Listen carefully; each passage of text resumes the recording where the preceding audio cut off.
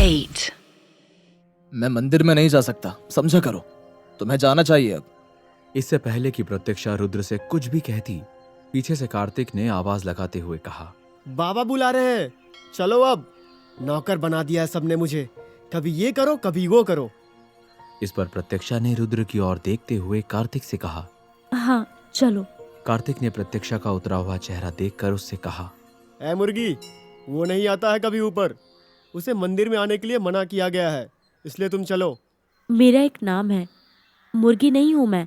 मुर्गी ही हो, किसी दिन मैं ही तुम्हारी गर्दन तोड़ दूंगा, या फिर जिस दिन तुम दुश्मनों के हाथ लगी वही तुम्हें उड़ा देंगे। अब चलोगी या फिर अपना नाम ही बताना है खड़े होकर। प्रत्यक्षा के पैरों में चोट थी। इस पर प्रत्यक्षा ने जैसे ही मंदिर के पास पहुंचने वाली सीढ़ियों पर पैर रखा, उसके पैर में जोर से दर्द हो उठा। प्रत्यक्षा आंख बंद करके चुपचाप से खड़ी हो गई और कराहते हुए रुद्र की तरफ देखने लगी। इस पर कार्तिक की भी नजर प्रत्यक्षा के पैर पर पड़ी। उसके पैरों से खून निकल रहा था और उसके पैरों पर रुद्र का रुमाल बंधा हुआ था। इस पर कार्तिक ने मुस्कुराते हुए रुद्र की तरफ देखा और फिर प्रत्यक्षा से कहने लगा, लगता है काफी कुछ हुआ है, चलो मैं तुम्हारी मदद करता हूँ। इतना कहते हुए कार्तिक ने रुद्र को चिढ़ाने के लिए प्रत्यक्षा को गोद में उठा लिया और फिर प्रत्यक्षा से कहने लगा, ओहो, कितनी हल्की हो तुम। तुम्हें नहीं लगता कि तुम्हें और भी कुछ खाना पीना चाहिए? बस महल के लोगों की जिंदगियां खाने पर लगी रहती हो। ऐसे तो तुम्हें कोई भी उठाकर भाग जाएगा। अब समझ में आ रहा है लोग तुम्हें इतनी जल्दी कैसे अगवा कर लेते हैं। तुम तो हवा चलने पर भी उड़ने लगती होगी ना। कार्तिक के गोद में उठाते ही प्रत्यक्षा ने कार्तिक से कड़े शब्दों में कहा, मैं चल सकती हूँ खुद भी, मुझे नीचे उतारो। ये क्या हरकत है? तुम्हारी कछुआ चाल देखने के लिए मैं नीचे नहीं आया था। बाबा ने भेजा था कि तुम्हें जल्दी लेकर ऊपर पहुंचूं, ताकि पूजा में तुम भी शामिल हो पाओ। पूजा शुरू हो चुकी है। तुम्हें 2 घंटे में ऊपर पहुंचता हुआ देखकर मैं थक जाता, इसलिए मुंह बंद करो और मेरे साथ चलो चुपचाप। कार्तिक ने मुस्कुराते हुए पीछे रुद्र की ओर देखा। वो जानता था कि प्रत्यक्षा को हाथ लगाते ही रुद्र गुस्से से पागल हो जाएगा, लेकिन फिर भी मंदिर के अंदर नहीं आएगा। रुद्र जीप के पास खड़ा था और कार्तिक को देख रहा था। रुद्र के चेहरे पर गुस्से को देखकर कार्तिक मुस्कुराते हुए ही प्रत्यक्षा से कहने लगा, कल बाबा ने बताया कि तुमने बाबा और बड़े भैया की जान बचाने के लिए गाड़ी से निकलकर उन गुंडों को अपने पीछे भागने दिया। अच्छा किया तुमने। चलो, थोड़ा बहुत दिमाग तो है तुम्हारे पास। प्रत्यक्षा खामोशी से कार्तिक की गोद में थी। इस पर जब दोनों ही मंदिर के अंदर पहुंचे तो प्रत्यक्षा ने पाया कि पूजा शुरू हो चुकी थी। बाबा साहब हवन पर बैठे हुए थे और साथ ही सिर पर पट्टी बांधे हुए समर्थ भी वहीं उनके पास बैठा हुआ था। पूजा शुरू हो चुकी थी, इसलिए कार्तिक ने वहीं मंदिर के कोने पर ही प्रत्यक्षा को एक खंबे के पास बैठाते हुए कहा, थोड़ी देर यहीं बैठते हैं, आरती शुरू होने पर बाबा के पास जाएंगे। प्रत्यक्षा हाथों में रुद्र के खंजर को पकड़े हुए थी।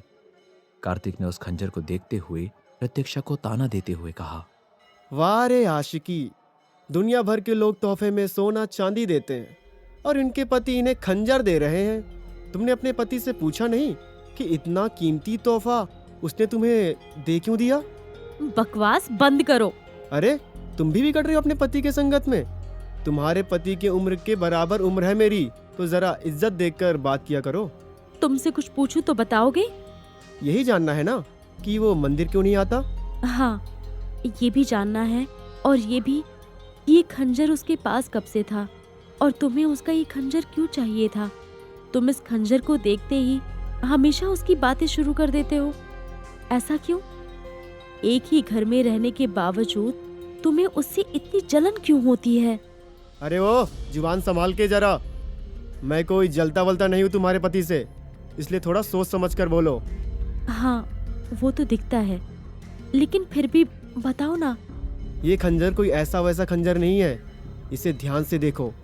ये बहुत पुराना और अलग खंजर है। ये सिर्फ चोट पहुंचाने के नहीं, बल्कि किसी के हड्डियों को एक झटके में काट देने में एक नंबर है। यहाँ तक कि इसे बेहद आराम से किसी कपड़े की तरह लोहे को भी काटा जा सकता है। सच में क्या? या फिर तुम मुझे बेवकूफ बना रहे हो? जो तुम पहले से हो उस पर मैं मेहनत क्यों करूँगा। ये खंजर मुझे हमेशा से बहुत पसंद था, क्योंकि ये बाबा का खंजर था। उन्होंने रुद्र को दिया था इसे, जबकि ये मुझे देना चाहिए था। बाबा हमेशा कहते थे कि ये खंजर उसे ही देंगे जिसे वो सबसे ज्यादा मानते होंगे और जो इसके लायक होगा। लेकिन फिर एक दिन उन्होंने ये खंजर तुम्हारे पति के हाथों में दे दिया। बस यही एक वजह है कि मैं इसे देखकर हमेशा खुश होता हूँ। लेकिन तुम्हारे पति के पास ये क्यों है, मुझे इस बात से शिकायत है। और तीसरा सवाल क्या था तुम्हारा? यही ना कि बाबा ने तुम्हारे पति को ये क्यों दिया? इसके पीछे थोड़ी बड़ी कहानी है। नहीं, मुझे मेरे पहले सवाल का जवाब भी चाहिए कि वो मंदिर में क्यों नहीं आता। तुमने उसके बारे में नहीं बताया। तुम बातों में उलझा कर बताना नहीं चाहते ना मुझे? कुछ छुपा रहे हो ना? कार्तिक ने प्रत्यक्षा की ओर देखते हुए बेहद गंभीर तरीके से कहा। देखो लड़की, कभी कभी जब बड़े लोग कुछ छुपाए तो उसकी वजह को समझना चाहिए। मैंने कहा ना कि इसके पीछे एक लंबी कहानी है। और मुझे लगता है कि हमारे पास काफी वक्त है, तो तुम मुझे आराम से बता सकते हो। हमारे महल में कुछ कुत्ते हैं जो उन लोगों को कच्चा खा जाते हैं जिन्हें गद्दारी करते हुए पकड़ा जाता है। तो अगर तुमने अपना मुंह कभी खोला कि मैंने तुम्हें कुछ बताया है तो फिर तुम होगी और वो कुत्ते होंगे। नहीं बोलूंगी किसी से कुछ भी, मैं वादा करती हूँ। ठीक है, लेकिन उससे पहले मेरी बात ध्यान से सुनो तुम। अगर तुम्हारा पति तुमसे ये कहता है कि वो तुम्हें वापस से कहीं भेज रहा है तो तुम उसे मना कर देना और बोलना कि तुम उसके साथ नहीं जा सकती हो।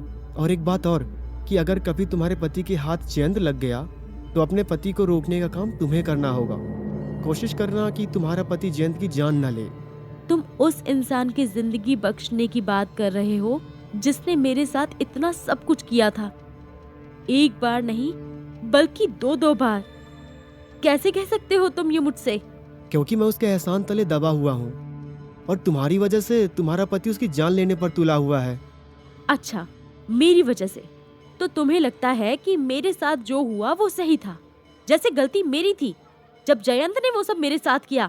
देखो, मैं ये नहीं कह रहा हूँ तो बात को फैलाओ मत। अब मैं सिर्फ इतना कह रहा हूँ कि गलती थी उसकी, लेकिन उसकी जान लेने वाली जिद को छोड़ दो। अपने पति को रोकना अगर कभी ऐसा हो तो। मैं रोकूं? और वो कैसे? वो तो किसी की सुनता भी नहीं है। तुम तो लड़की हो तो अदाएं वदाएं दिखाना उसे, थोड़ा सा प्यार दिखाना तो शायद मान ही जाए। एक काम करना, तुम उसे अपनी कसम दे देना, इससे बात बन जाएगी। ठीक है, मैं वादा नहीं करूंगी लेकिन कोशिश जरूर करूंगी। अब मुझे बताओ कि वो मंदिर में क्यों नहीं आता है? वो मंदिर में क्यों नहीं जाता है, इसका जवाब तुम्हें तब मिलेगा जब मैं तुम्हें ये बताऊंगा कि ये खंजर बाबा ने उसे क्यों दिया था। प्रत्यक्षा रुद्र को करीब से समझने के लिए उसके बारे में सब कुछ जानना चाहती थी और अपने रिश्ते को रुद्र के साथ मजबूत बनाना चाहती थी। लेकिन कार्तिक ने प्रत्यक्षा को कुछ ऐसा बताया जिसे सुनने के बाद प्रत्यक्षा सिर से लेकर पांव तक कांप गई थी।